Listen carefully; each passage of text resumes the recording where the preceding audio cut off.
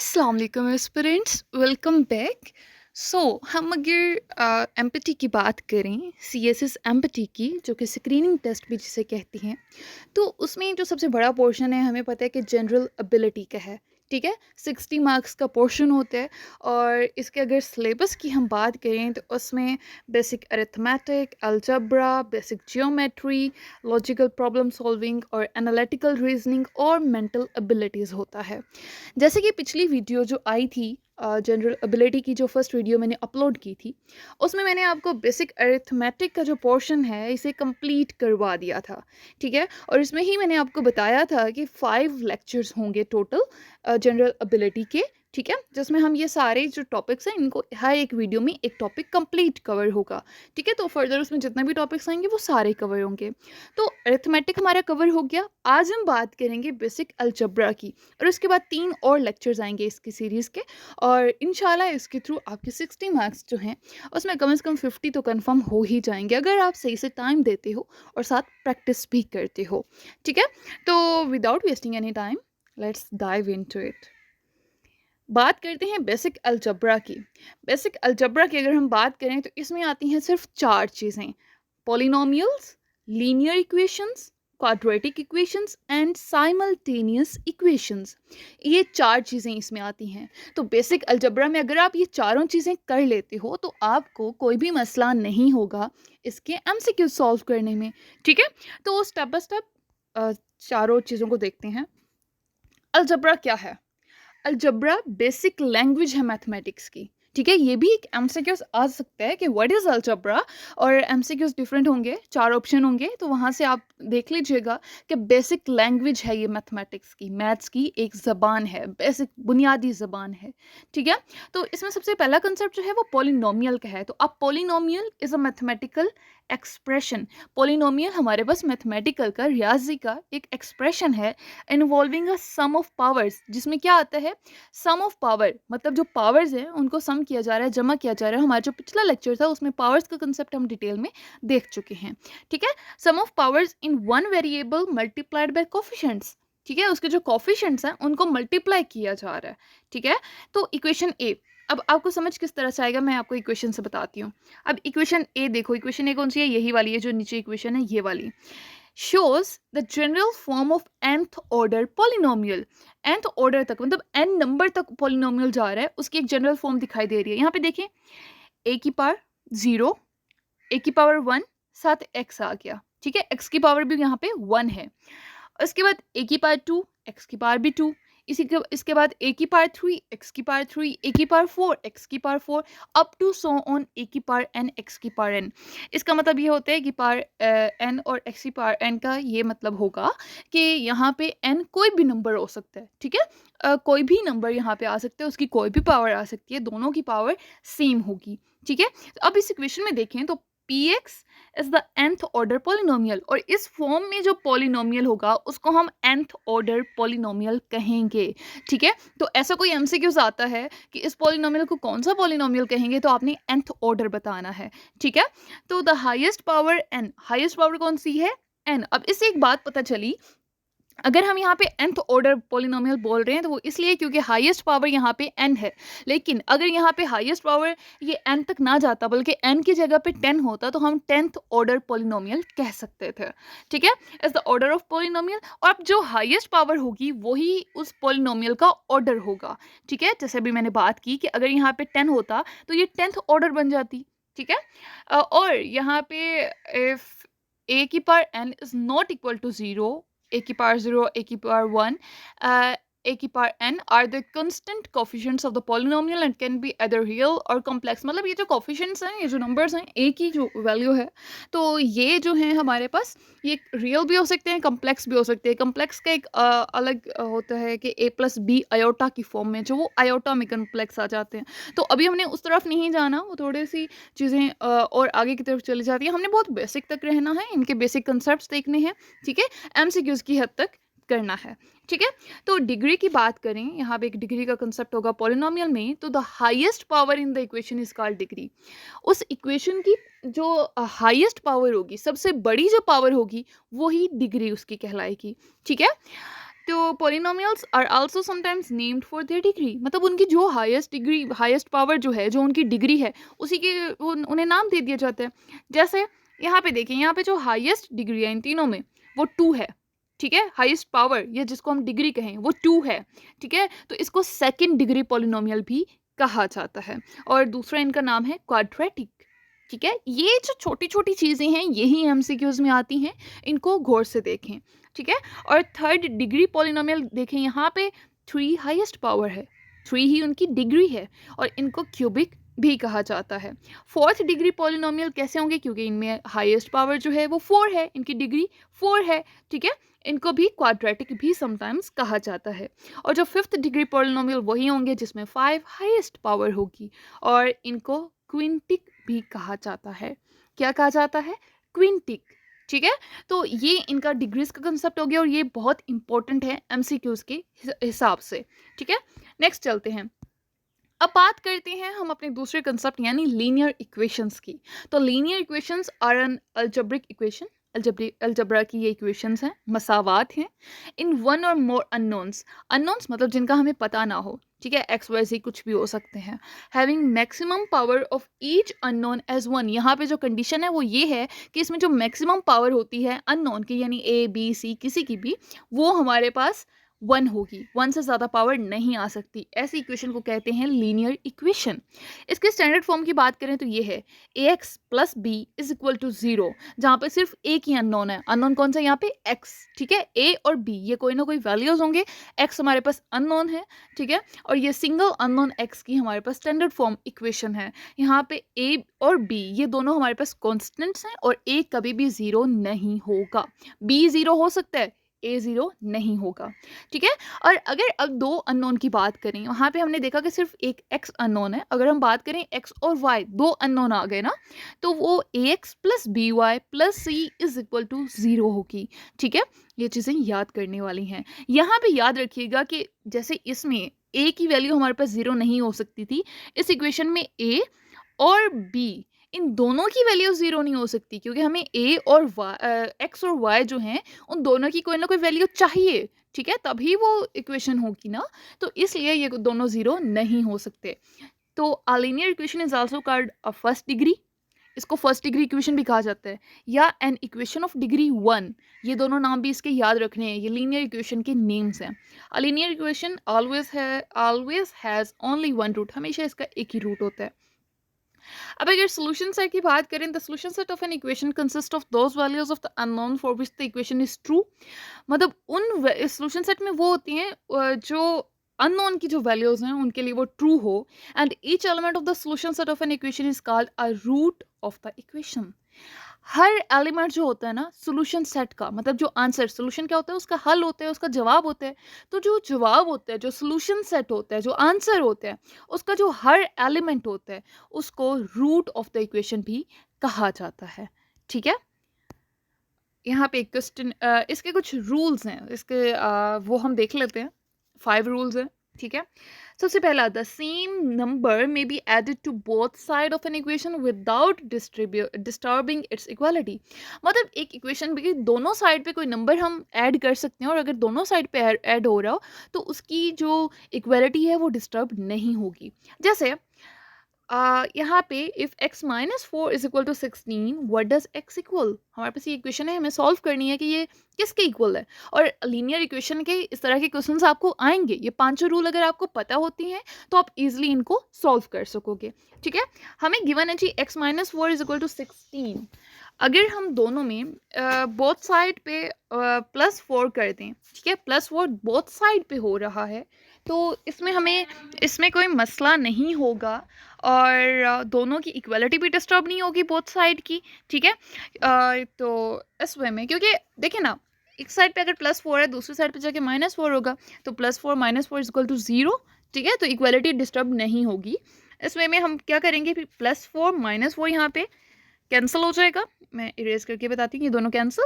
16 + 4 is equal to 20, तो x is equal to 20 हमारे पास solution आ जाएगा, ठीक है। इसी तरह दूसरा rule, the same number may be subtracted from the both side of an equation without changing it's equality.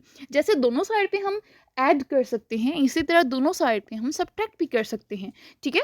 जैसे if y is plus 16 is equal to 20, तो व्हाट डज y इक्वल, अब इसको कैसे करेंगे, दोनों साइड से अगर हम 16 को माइनस करें, ठीक है, y प्लस 16 यहाँ पे माइनस 16, याद रखिएगा कि ये जो अननोन वाली साइड है, मतलब y वाली जो साइड होगी या x वाली जो साइड होगी जिसका हमें नहीं पता, जिसकी वैल्यू फाइंड करनी है, वो वाली जो साइड होगी उसके साथ जो वैल्यू है ना, चाहे अगर वो प्लस की है तो सेम वही वैल्यू उसमें से माइनस करनी है, और फिर दूसरी साइड पे भी वो माइनस हो जाएगी। और अगर वहाँ पे माइनस की है तो सेम वही वैल्यू उसमें प्लस करनी है और दूसरी साइड पे भी वो प्लस हो जाएगी। जैसे यहाँ पे प्लस 16 है तो यहाँ पे माइनस 16 हुआ, दूसरी साइड पे भी माइनस 16, तो ये माइनस 16 प्लस 16 कैंसिल होगा, यहाँ पे सिर्फ y रह गया, और 20 माइनस 16 इक्वल टू 4, तो y का आंसर हमारे पास 4 आ जाएगा, ठीक है। इसी तरह द सेम नंबर में multiply both side of an equation without changing it's equality. Same number दोनों साइड पे मल्टीप्लाई भी हो सकता है। एग्जाम्पल क्या है, if 1/4 of an amount is 150, find the amount. मतलब अगर कोई भी अमाउंट है, कोई भी रकम है, उसका चौथा हिस्सा हमारे पास 150 है, तो ओरिजिनल वैल्यू फाइंड करें। हम अब क्या करेंगे, ये देखें, अब लेट कर लो कि हमें जो वैल्यू फाइंड करनी है वो x है, अननोन है ना, तो x तो सिलेक्ट कर लो, y भी कर सकते हो, कुछ भी लेट कर सकते हो, ठीक है। तो हमने क्या, ये इक्वेशन हमारे पास बन गई 1/4x इज इक्वल टू 150। अब क्या किया, 4 से अगर ये डिवाइड हो रहा है तो 4 से ही मल्टीप्लाई करना है, क्योंकि हमें बेसिकली x की जो साथ वाली वैल्यू है वो खत्म करनी होती है। तो हम इसे 4 से इस साइड पे भी मल्टीप्लाई किया, इस साइड पे भी मल्टीप्लाई किया, ये 4 इस 4 से कैंसिल, ठीक है, और ये 154 से मल्टीप्लाई होकर 600 बन जाएगा, और हमारे पास जो टोटल अमाउंट आ गई वो होगी 600। फाइन। इसके बाद rule number 4, the same number में divide both side of an equation. दोनों साइड को वो डिवाइड कर सकता है विदाउट चेंजिंग इट्स इक्वालिटी, मतलब उसकी जो इक्वालिटी है उस पर कोई फर्क ही नहीं पड़ेगा। जैसे हमारे पास 6 times a number is 180, what is the number, मतलब एक नंबर का जो 6 गुना है वो 180 है, तो ओरिजिनल नंबर क्या है। देखें, अब हमने जो रिक्वायर्ड नंबर है यहाँ पे भी हम लेट कर लेते हैं कि x है, तो हमारे पास क्या बना, 6x इज इक्वल टू 180। अब क्या करें, दोनों साइड से ये 6 के x के जो साथ वाला है 6, इससे डिवाइड कर दो, इस साइड पे डिवाइड हुआ, ये 6 जो है इस 6 से कैंसिल, और दूसरी साइड पे 180 डिवाइडेड बाय 6, तो हमारे पास x is equal to 30 answer आ जाएगा। समझ आई इन चीज़ों की, मतलब हम दोनों साइड पे सेम वैल्यू प्लस कर सकते हैं, दोनों साइड पे सेम वैल्यू माइनस कर सकते हैं, दोनों साइड पे सेम वैल्यू मल्टीप्लाई कर सकते हैं, और दोनों साइड पे सेम वैल्यू डिवाइड कर सकते हैं विदाउट चेंजिंग इट्स इक्वालिटी, और इजीली आंसर फाइंड कर सकते हैं। Fine. Rule number 5, last one देखते हैं, ट्रांसपोजिशन इज द प्रोसेस। यहाँ पे ट्रांसपोजिशन की जो डिफाइन है वो भी आपको पता चल जाएगी, याद कर लीजिएगा। ट्रांसपोजिशन इज द प्रोसेस, ये एक ऐसा प्रोसेस है, एक ऐसा अमल है ऑफ शिफ्टिंग अ क्वांटिटी को शिफ्ट करना, मुंतकिल करना from one side of an equation to the other side by changing its sign of operation. हम इक्वेशन की एक साइड से दूसरी साइड पे सेम वैल्यू लेके जा सकते हैं, सेम अमाउंट लेके जा सकते हैं, सिर्फ क्या चीज़ चेंज करनी है वो है उसका ऑपरेशन, यानी उसका जो साइन है। अगर इक्वेशन की एक साइड पे वो प्लस था तो दूसरी साइड पे जाके वो माइनस होगा, अगर एक साइड पे माइनस था तो दूसरी साइड पे जाके प्लस होगा। इसी तरह एक साइड पे मल्टीप्लाई था तो दूसरी साइड पे जाके डिवाइड होगा, और एक साइड पे डिवाइड हो रहा है तो दूसरी साइड पे जाके मल्टीप्लाई होगा। ये आपने रिलेशन याद रखना है, ठीक है। This is exactly same what has been done in carrying out the rules explained above. मतलब जो पहले बात हुई है वही यहाँ पे भी है, ठीक है। ये देखें, addition is the operation opposite to subtraction, मतलब एडिशन सब्ट्रैक्शन के ऑपोजिट है, सब्ट्रैक्शन एडिशन के ऑपोजिट है, ठीक है। वाइस वर्सा का मतलब होता है कि इसी की ऑपोजिट बात की जा रही है। मल्टीप्लिकेशन डिवीजन के ऑपोजिट है, और डिवीजन मल्टीप्लिकेशन के ऑपोजिट है, ठीक है। Transposition is done in order to obtain an equation in such form that the unknown quantity arises on one side and the known quantity on the other side. ये किस लिए की जाती है, ये ट्रांसपोजिशन इसलिए की जाती है कि जो अननोन, मतलब जिसका हमें नहीं पता उस क्वांटिटी का, उसे एक साइड पे ले आओ इक्वेशन के, और बाकी सारी को दूसरी साइड पे ले आओ, ताकि उसे इजीली सॉल्व किया जा सके। Usually we adopt the method of transposition to solve a linear equation. मतलब सबसे ज़्यादा जो मेथड हम यूज़ करते हैं ना लीनियर इक्वेशन को सॉल्व करने के लिए, वो यही है, ट्रांसपोजिशन ही हो रही होती है, ठीक है। अब देखें एग्जाम्पल, जैसे ये है x minus 4 is equal to 16, ये रूल 1 में हमने वैसे ये एग्जांपल की थी। तो इसमें हम सिंपली ये कर सकते हैं कि -4 यहाँ पे हो रहा है, ये दूसरी साइड पे जाके +4 हो गया, ठीक है। तो x is equal to 16 + 4, 16 + 4 is equal to 20, तो हमारे पास आंसर आ जाएगा x is equal to 20। Fine, linear equation का कंसेप्ट कंप्लीट हो गया, सारे क्वेश्चंस कर लिए, सारे रूल्स देख लिए, ठीक है। तो अब इसमें से कोई भी क्वेश्चन आपका रहना नहीं चाहिए, आपको इतने अच्छे से ये करना है, ठीक है। Next is quadratic equation. अब क्वाड्रेटिक इक्वेशन ये भी algebraic equation of the form, इसकी फॉर्म क्या है ये देख लें, ax² + bx + c, ठीक है। अगर सिर्फ एक वेरिएबल हमारे पास x है तो a कभी भी 0 नहीं होगा, ठीक है। b और c वो कॉन्स्टेंट्स हैं, ठीक है। यहाँ पे जो है आपको ये पता चला कि ये 2 डिग्री पॉलिनोमियल भी है, ठीक है। इसमें जो हाईएस्ट डिग्री होती है वो 2 होती है, ठीक है। हाईएस्ट, सॉरी डिग्री नहीं, हाईएस्ट पावर इसमें 2 होती है। और अगर हम यहाँ पे बात करें कि अगर y में उसे लिखना है तो हमने सिंपली क्या करना है, x की जगह पे y लगा देना है। ये कुछ क्वेश्चन बने हुए हैं ना, क्वेश्चन में आपको ये चीज़ें अच्छे से याद रहेंगी अगर MCQs ऐसा कुछ आता है तो, ठीक है। तो अगर y की टर्म में वो बोलें तो आपने सिंपली लिख देना है कि ay² + by + c is equal to 0। Fine. उसके बाद एक क्वाड्रेटिक फार्मूला हम यूज़ करते हैं क्वाड्रेटिक इक्वेशन को सॉल्व करने के लिए, और ये फार्मूला आपको फिंगर टिप्स पे याद होना लाजमी है, ठीक है। ये इसका फार्मूला है, ठीक है। तो इसको आपने याद किस तरह से करना है कि x is equal to -b ± square root, उसके अंदर लिखना है b² - 4ac divided by 2a। इसको याद कर लो अच्छे से, ठीक है। उसके बाद name any 2 methods available to solve quadratic equation. यहाँ पे तीनों मेथड की बात कर दी गई है कि किस तरह से क्वाड्रेटिक इक्वेशन को सॉल्व किया जा सकता है। जैसे पीछे 5 रूल पढ़े लीनियर के लिए, क्वाड्रेटिक के लिए भी यहाँ पे हमारे पास मेथड्स हैं। एक फैक्टराइजेशन का मेथड, इसमें फैक्टर्स बनाए जाते हैं। दूसरा कंप्लीटिंग स्क्वायर मेथड। तीसरा quadratic formula, using quadratic formula. ये तीनों मेथड्स हैं, ठीक है। आपको अगर मेथड के नेम पूछे जाते हैं तो आपने बताने हैं, 3 होते हैं टोटल और ये नेम्स हैं। और अगर आपको सिंपली एमसीक्यूज में दे दिया जाता है कि ये क्वाड्रेटिक इक्वेशन सॉल्व करके हमें आंसर बताओ, तो आपको इन तीनों मेथड में से जो इजी लगे आप उसमें कर सकते हो, कोई मसला नहीं है, ठीक है। अब यहाँ पे देखें कि रिजॉल्व इन स्टैंडर्ड फॉर्म की अगर बात करें तो ऐसा कि अगर कोई भी क्वेश्चन आता है, अक्सर आ रहे होते हैं, तो इसको आपने किस तरह से सॉल्व करना है कि आपने एलसीएम में x+3 और x-3 ले लेना है, जैसे यहाँ पे लिया गया है। तो अगर बात करें कि एलसीएम जब हम लेते हैं तो फिर हम ये देखते हैं कि x+3 ये तो आ गया, बाकी वैल्यू क्या यहाँ पे रहेगी, x-3 रहेगी। तो इस वाले पहले वाले में x-3 ऊपर आ जाएगा, माइनस दरमियान में था, माइनस वैसे का वैसे आ जाएगा। उसके बाद दूसरे में अगर हम देखें तो यहाँ पे x-3 तो था, क्या नहीं था, x+3 नहीं था, तो ये ऊपर आ जाएगा x+3, ठीक है। उसके बाद सिंपली हमने यहाँ पे ब्रैकेट का साइन जो है वो ख़त्म किया है, तो x-3 -x-3, माइनस की वजह से साइन चेंज हो गए, प्लस माइनस माइनस होता है ना, इसलिए। तो x-3 -x-3 डिवाइडेड बाय, ये इसे मल्टीप्लाई किया, x को x से मल्टीप्लाई करेंगे, x को 3 से मल्टीप्लाई करेंगे, ये मैं आपको यहाँ पे बता देती हूँ, x², ठीक है। x को हमने 3 से मल्टीप्लाई किया, -3 से -3x, ठीक है। उसके बाद प्लस 3 को x से किया, +3x, ठीक है। उसके बाद हमारे पास प्लस माइनस यहाँ पे सॉरी माइनस ही आएगा, और 3 3 9। अब -3x + 3x कैंसिल हो जाएंगे और हमारे पास क्या बचेगा, x² - 9, जो कि यहाँ पे आ गया। अब यहाँ पे भी याद रखिएगा कि ये -x + x कैंसिल हो जाएंगे। नेक्स्ट हमारे पास यहाँ पे -6 आ जाएगा, x² - 9 इज इक्वल टू 3। अब यहाँ पे x² - 9 मैंने कहा डिवाइड हो रहा है, तो दूसरी साइड पे जाके ये मल्टीप्लाई होगा, 3 से जब ये मल्टीप्लाई होगा तो ये हमारे पास आ जाएगा 3x² - 3 9 27।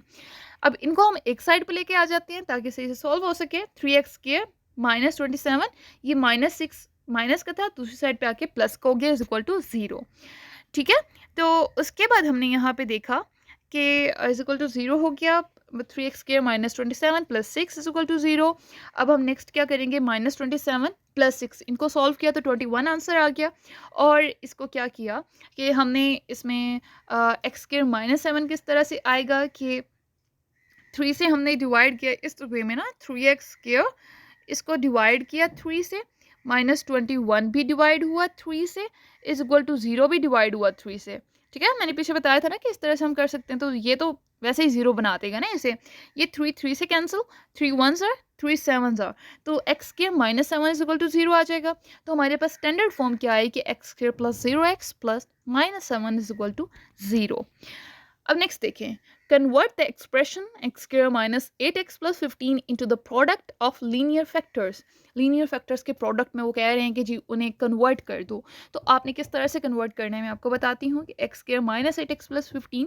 अब कोई ऐसी दो नंबर देखने हैं जिसे प्लस या माइनस करने से दरमियान वाली वैल्यू बने, और उन्हें मल्टीप्लाई करने से हमारे पास इन दोनों को मल्टीप्लाई करने से जो आंसर आता है वो आए। यानी एक्स स्क्वायर को अगर हम 15 से मल्टीप्लाई करें तो 15 एक्स स्क्वायर आता है। हमें मल्टीप्लाई करने से ये आंसर मिलना चाहिए और प्लस या माइनस करने से ये आंसर मिलना चाहिए। तो यहाँ पे देखें ना, 5 को 3 से अगर हम मल्टीप्लाई करते हैं 15 आता है, और x को x से मल्टीप्लाई करते हैं तो एक्स स्क्वायर यानी 15x स्क्वायर आता है।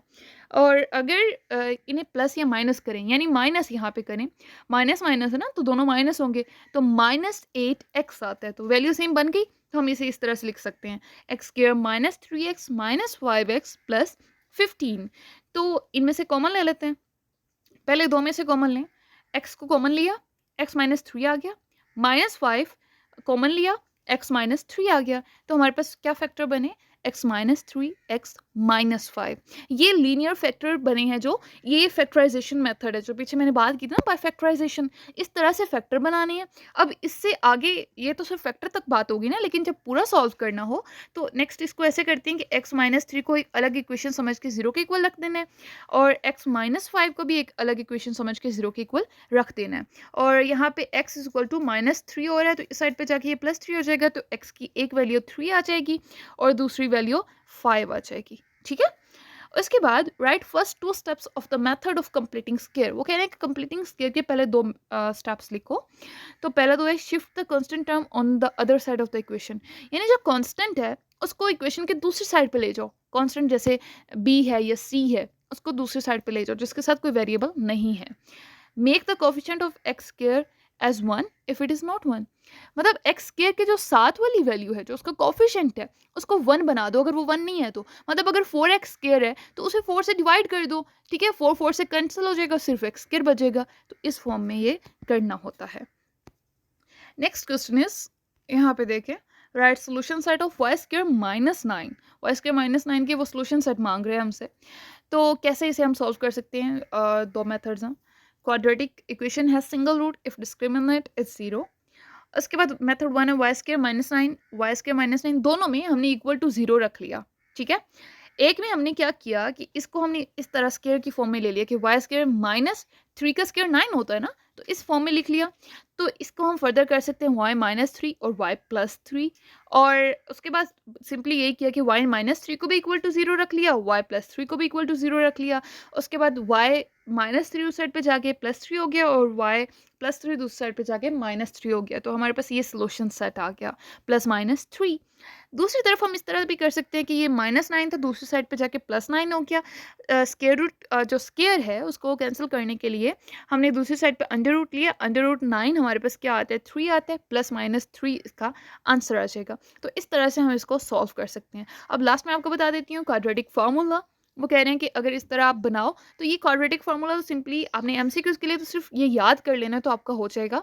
और अगर आपको क्वेश्चन सॉल्व करने के लिए देते हैं तो सबसे इजी वे क्वाड्रेटिक फार्मूला ही है। ठीक है, आपके पास जो भी इक्वेशन हो इस फॉर्म में a plus B X plus C X square या A square plus A X square plus B X plus C, तो आपने सिंपली ए की जगह ए की वैल्यू लगा देनी है, बी की जगह बी की और सी की जगह सी की वैल्यू पुट करके आपने सिंपली उसका आंसर फाइंड करके उनको बता देना है। ठीक है, अब लास्ट यहाँ पे दो और है इसके। What is discriminate? डिस्क्रिमिनेट, अब ये जो क्वाड्रेटिक फार्मूला है इसमें जो टर्म ये बी स्क्वायर माइनस 4ac है ना, इसको डिस्क्रिमिनेंट कहा जाता है। ठीक है, ये हेल्प करता है हमें deciding the nature of roots of the quadratic equation. मतलब उस क्वाड्रेटिक इक्वेशन के क्या रूट्स हैं उनकी नेचर डिसाइड करने में ये हेल्प करता है। और सिर्फ ये बात आपको लास्ट में पता होनी चाहिए कि डिस्क्रिमिनेंट इसको कहते हैं। ठीक है, MCQs आ सकता है। उसके बाद फैक्टराइजेशन के थ्रू सॉल्व करने की हमें बात की गई है, तो मैंने जैसे आपको पहले बताया कि यहाँ पे फैक्टराइजेशन किस तरह से होगी कि आपने कोई ऐसे दो नंबर देखने हैं जिसे प्लस या माइनस करने से दरमियान वाली वैल्यू बने और मल्टीप्लाई करने से वही वैल्यू आए जो इन साइडों वाले दोनों को मल्टीप्लाई करने से आती है। तो यहाँ पे इक्वेशन जो थी x square minus 7x plus 12, तो माइनस 3x माइनस 4x लिया, minus minus plus 4 plus 3 7, sign minus क्या आएगा माइनस 7x, और इसको अगर हम मल्टीप्लाई करते हैं 4 3 से 12 एंड माइनस 12x के आंसर आता है, तो ये हमारे सही फैक्टर बन गए। अब हमने क्या किया कि x into x minus 3 common ले लिया, दूसरी तरफ माइनस 4 उसमें x माइनस 3, ये दोनों हैं तो इनको हम एक में ही लिख लेंगे x माइनस 3 और मल्टीप्लाई x माइनस 4, दोनों को अलग अलग जीरो के इक्वल ले लिया, ठीक है। तो वो हमारे पास x is equal to 3 and x is equal to 4, ये हमारे पास सोल्यूशन सेट आ गए। अब एक और चीज़ क्वाड्रेटिक फार्मूले से सॉल्व करने की जैसे मैंने बात की थी, एक आपको क्वेश्चन भी दिखा देती हूँ। क्वेश्चन है जी x square minus 3x plus 2, जो पहली वैल्यू होगी जो एक्स स्क्वायर के साथ वैल्यू होगी वो हमेशा एक ही होगी, 1 है। जो x के साथ वैल्यू होगी वो b की होगी, माइनस 3 है, ठीक है। और जो c मतलब जो आखिरी वैल्यू जिसके साथ कोई x नहीं होगा तो वो हमारी c की वैल्यू होगी। ये जी हमने वैल्यूज पहले फाइंड कर ली। अब ये हमें फार्मूला याद था, ठीक है, उसमें हमने वैल्यू पुट कर दी। देखिए यहाँ पे माइनस 3 बी की वैल्यू लग गई, ये बी की लग गई, ये ए की और सी की और ये ए की पुट कर दी, ठीक है। उसके बाद हमने सिंपली इसे सॉल्व किया और कुछ नहीं, और हमारे पास आंसर आ गया, ठीक है। यहाँ पे देखिए हमारे पास हो रहा था ना कि 3 प्लस माइनस 1 डिवाइडेड बाई 2, तो एक दफ़ा प्लस के साथ कर लेना सॉल्व, एक दफ़ा माइनस के साथ, यानी यहाँ पे देखें 3 प्लस 1 डिवाइडेड बाई 2 और यहाँ पे 3 माइनस 1 डिवाइडेड बाई 2, और सिंपली हमारे पास आंसर आ जाएगा। ये था क्वाड्रेटिक फार्मूले से सॉल्व किया हुआ एक क्वेश्चन, और क्वाड्रेटिक इक्वेशन भी हमारी कंप्लीट होगी। अब लास्ट वन, साइमल्टेनियस इक्वेशंस। अब ये क्या होती हैं? A set of equations, set of equations यानी एक मजमुआ है, ठीक है, कम से कम दो इक्वेशंस होनी चाहिए, developed in same problem involving same problem, एक ही प्रॉब्लम में दो इक्वेशन कम से कम जहाँ बन रही हो, ठीक है, इन्वॉल्विंग सेम क्वांटिटीज, उनके जो अननोन्स है ना, यानी जिनकी वैल्यूज नहीं पता, यानी एक्स और वाई वो उनके सेम हो, तो ऐसी इक्वेशंस को कहते हैं कि सेट ऑफ साइमल्टेनियस इक्वेशंस, ठीक है। Simultaneous equations involving two unknown quantities are solved by using following steps. अब इसमें जो steps होते हैं ये मैं आपको बता देती हूँ। Step 1 है eliminate one of the unknowns. Unknowns अगर दो हैं, फॉर एग्जाम्पल x और y हैं, तो उनमें से कोई एक पहले eliminate कर दो, खत्म कर दो, ठीक है, चाहे x चाहे y, ये आप पे डिपेंड करता है, ठीक है।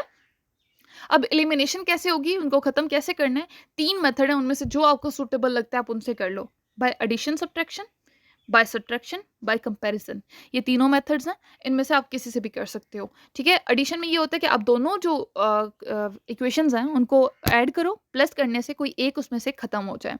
दूसरा, आप दोनों में से किसी एक को माइनस करो और जो है इस तरह से ख़त्म हो जाएगा।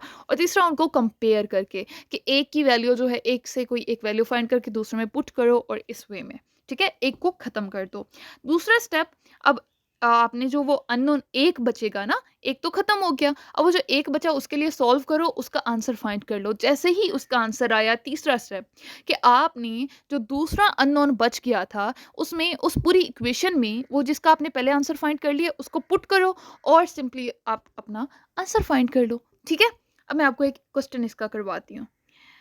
क्वेश्चन हमारे पास ये है, सॉल्व दो इक्वेशंस हैं, 5x plus 2y is equal to 33 and 10x minus 4y is equal to 54।